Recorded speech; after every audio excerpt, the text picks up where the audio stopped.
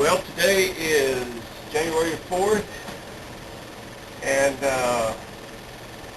on October the 18th, I pulled the engine out of the car, the old flathead, and by November the 18th, I had it roll out under its own power, as you've seen in one of the other videos, if you've watched the other videos. But we'll talk about this car a little bit today and where it's been and where it is now. Got the V8 engine in it, and last night it was 11 degrees outside here in Washington State, and I just couldn't stood it. I had to go cruising, and so I did. Went down a few miles from here, and 20 miles or so, and saw a buddy of mine, and we did a little bit, and talked about this old car some, and she ran great.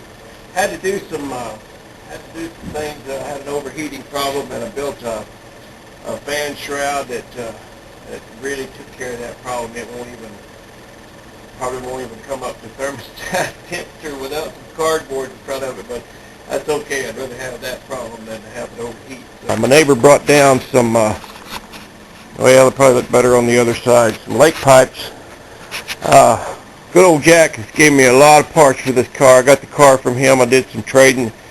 He wanted a water feature built in his front of his house, and landscaping is another hobby and interest of mine. So I did that, and we traded for the car. And he brought these pipes down and some cutoffs, and so I mounted those on there. And these old tires are going to go. They're good tires, but that's just white wall paint, and it cracks real bad on bias or on radial tires. Probably worked okay on the old bias ply with those straight walls, but it doesn't work too well on the radials. But I may spring for some cokers. I don't know, they won't be this wide. I'd like to have them wide, but at any rate, I can make some with a sander if I decide to go that route. But we've got an air compressor and an air tank on board now, and I think I'll set the camera up and let you watch this thing go down. If I can find a place to put it, I guess I'll put it on the floor.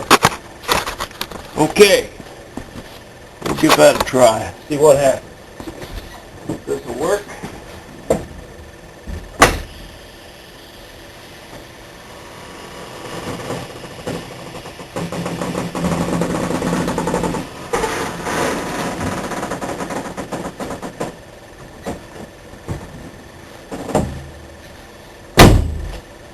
So she sits down real nice like that, and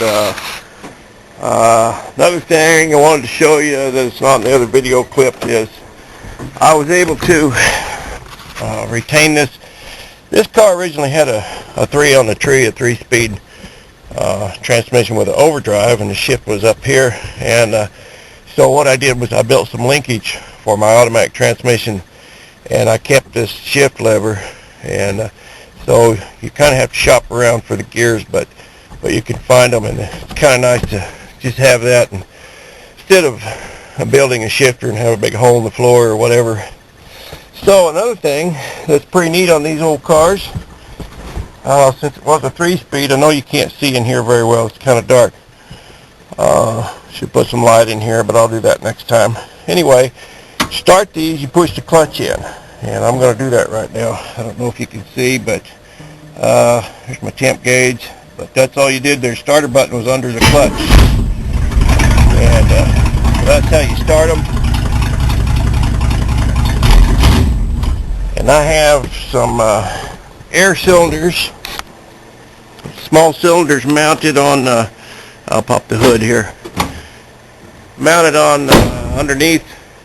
It's attached to those cutouts. So since I have air on board anyway for my airbags, I ran air to those cylinders. Have a switch inside there, and I can open and close the cutouts to these lake pipes with those air cylinders. So that's one thing I did, and a friend of mine gave me a remote, like a keyless remote for a door, only it's got 4 stations on it. I'm going to use that to open and close the cutouts with a remote. I'll also be able to raise and lower the airbags by the remote from outside the car. Once I thought about possibly starting it with a remote, but I thought that through and decided that was a bad idea because this thing does not have a neutral safety switch, and I'd probably run over myself. I can just see me stand in front of it, hit the button, and that'd be the end of it. So there's my fan shroud, and you know, it's just metal and simple, and I built it and it works, and I did a lot of things on this car that you know, I restored a 1963 Impala Super Sport, just a pristine condition almost. I mean, it's a driver, but it's really nice, and I spared no expense, and I just put a lot of money into that car because it was an original car, and that's the route I went, and it's really nice. But you know, this car was a different, there was a different goal here. I just wanted to do this car for as little money as I could, and build what I needed to. So I did a lot of fabricating, and I liked that, and so there's nothing fancy and shiny about it. I don't like cars that are painted up like Easter eggs that you have to haul on a car trailer.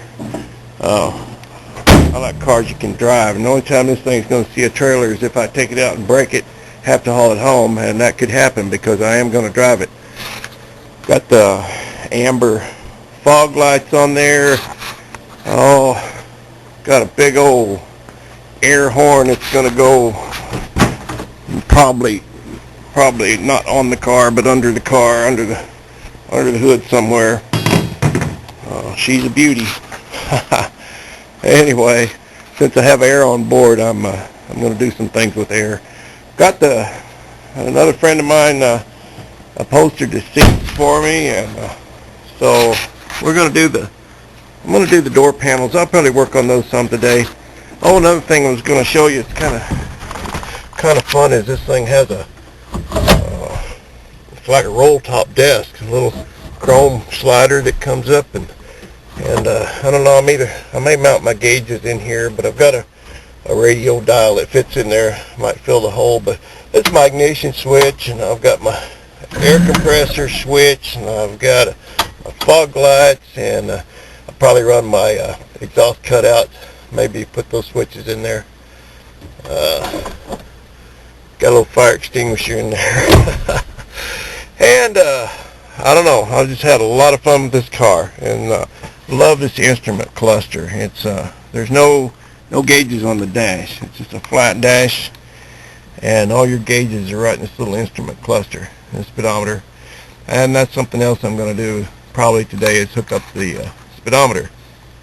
I know it won't be accurate, but at least it'll have a point of reference. So that's kind of an update on the Nash where it is today, and it's been a lot of fun. Thanks for watching.